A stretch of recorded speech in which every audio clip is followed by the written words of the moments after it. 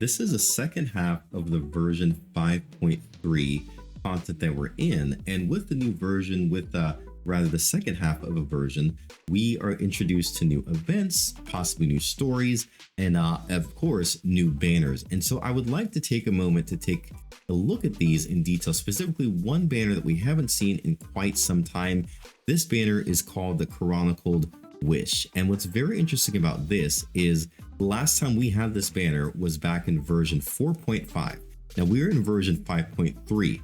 So that was back in March 7th of 2024. So almost a year has passed since we've had this Chronicled Wish banner. So if you were playing back then, maybe you remember. If you weren't, then you're probably not sure what this banner is. So I'd like to take a moment, talk about this banner and fill you in on maybe some questions you might have, and just take an objective look at this here to see, does this make sense for your account, and what this banner even entails when you look at the Chronicled Wish banner. So without further ado, let's go ahead here and just hop right in to what this banner entails. If we take a look at the banners here, if you go into your wishing menu, you're going to see that there is a new looking icon. It's going to be kind of looking like a judgment scale here is the best way I can describe it. But when you scroll over to that, you're going to see it's Chronicled Wish, Remembrance of Jade and Stone. And within this banner, it lets you see the whole kind of cast of characters that are available, being there are 7 characters, and there are also going to be, it looks like, about 3, 6, 9 weapons available for you to see on this banner. Now, when you look at it right off the bat, you're able to chart a course towards one of the following weapons or characters. And you're going to look at this and notice it looks like it's pretty much the leeway cast of characters if you're in that region. And so this is quite interesting here that you have an opportunity to obtain some of your possibly favorite leeway characters if you've not seen them in a banner for a while. One person in particular is Shenhe, who has not had a rerun in years. So it's a great opportunity if you are looking to possibly capture this character. Then, by all means, if they're going to be beneficial for your account, go ahead and grab Shenhe. On this, we also have Baizhu. We have Keqing, which she is a part of the standard banner, so may not have the greatest value here if you could lose a 50-50 and get her anyway. Ganyu is still a really great cryo DPS character. Chi-Chi, again, is a part of that standard banner. So a character you probably could get if you lose 50-50 if you haven't already. And then we go down to Tartaglia, the 11th Harbinger, is also a part of this banner as well. We haven't seen him for a little bit of time, so it may not be bad if you want to obtain a child. And then we also have Zhao, the Yaksha, one fearsome foe, the animal DPS that is a great character as well. You also have the cast of weapons here. Primordial Jade Cutter is a great weapon. I have this weapon C2, Refinement 2. I really enjoy it. It's a weapon that I've used on my Farina, my Ayato, and countless other characters because it gives some great base stats here. There are other weapons, the Summit Shaper series, the Unforged. Those are weapons that I personally don't have. I myself personally did not go for. They didn't bring enough value to my account. Primordial Jade Wing Spear is a weapon I have. It's actually Zhao's signature weapon. The Donut for Baizhu, probably one you want to avoid. Then we have Memory of Dust. We have Polar Star, great for child, and Amos Bow, which is also great to use on Ganyu. So kind of with this here, I do want to take a look to see if where your account is, I think is going to depend on if you should approach this banner.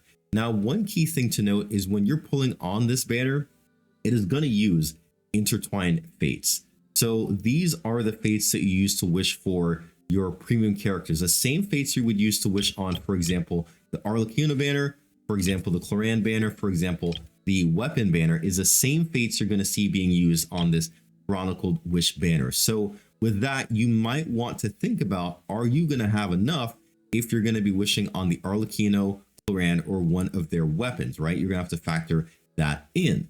The other unique mechanic about this is it does let you chart a course here.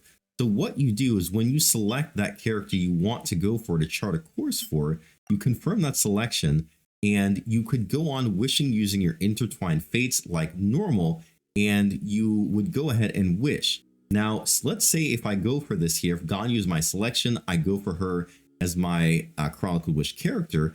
If I lose, then the potential is that we get a fate point. very similar to what they've introduced into the weapon banner system, right? The epitomized path where you go in, you can choose one and fate point, and boom, there you go. So very much the same thing we see here. And if you lose 50-50 the first go around, then this will fill in and you'll have the opportunity to guarantee yourself that character within the next round of pulls that you do. So a nice mechanic. However, I will say that when you're talking about building pity towards a banner, kind of building up to that, this does not factor into your premium character banners. Like this does not play nice with your Arlecchino or your Cloran. They're going to be separate histories here. So one thing to note is that you won't be building pity on those banners. This is a completely separate banner history you're building towards. Another thing to note is, again, the last Chronicled Wish we got was in January. It was March 7th of 2024. It is now January 21st, 2025. So I don't know if this history truly carries over. Let's go and check mine just to see. I'm curious. I don't even think I did any pull. I did. Apparently I did a pull back in March 31st of 2024. So it looks like the history does carry over. However, you might be waiting quite a long time to even see another type of this banner resurge. And it's going to be completely different characters, completely different weapons, because last Chronicles Wish was more of a Mondstadt centered focused cast of characters and weapons. So that's one thing to consider. The other thing to consider is that your fate point does not roll over.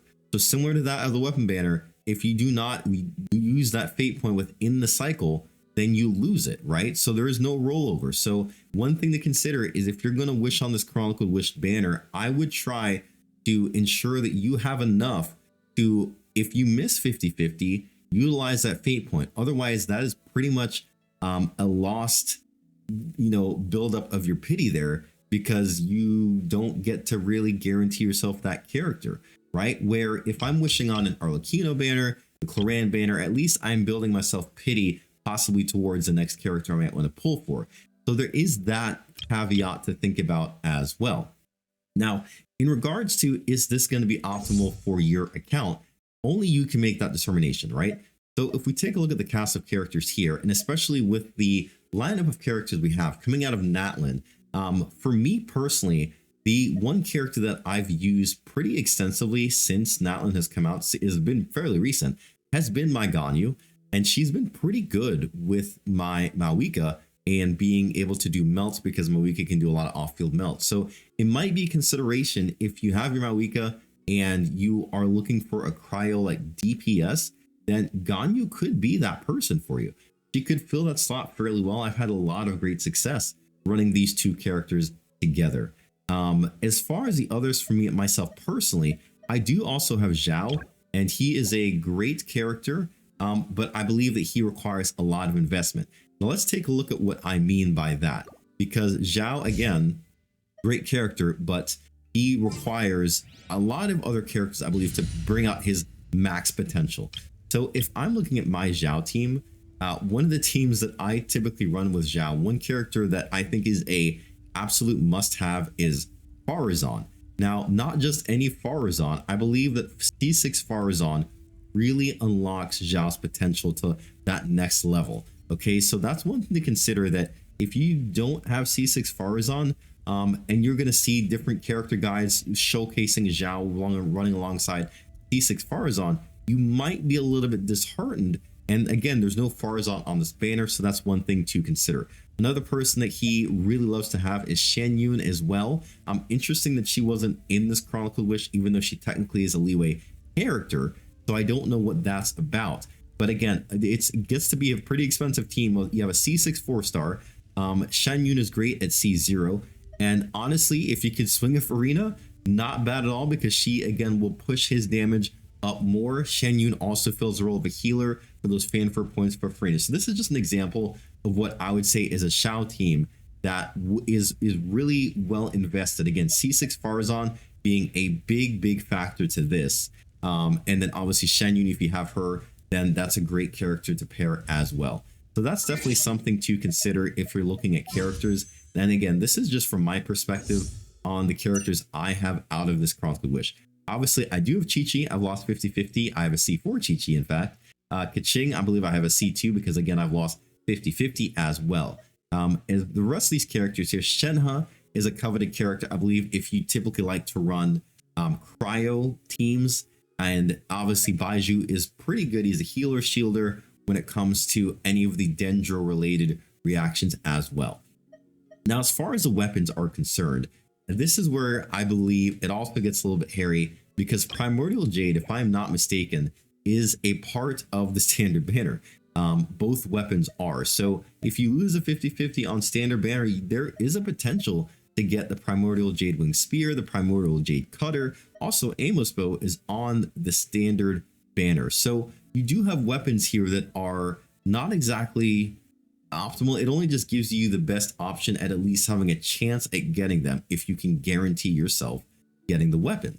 So I think there is a lot to consider. And then you also have to consider that if you don't get the weapon, you could end up with a weapon like Jadefall, right? The Donut, which is an HP scaling weapon, which not a lot of characters are going to really be using, and it's not going to be their best in slot. So that's something to think about. The Unforged series is in there. I just think that this, if you're going for a weapon, I would stay away from this personally.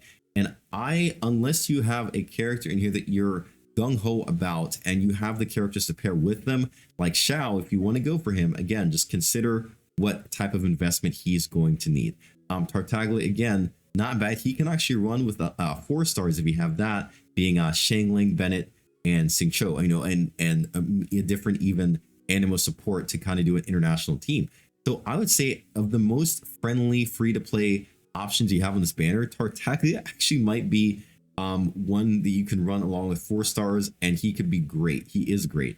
Again, caveat is you have to learn his play style with being in and out of his twin blade mode. So a little bit of a learning curve, I believe, like for Tartaglia here.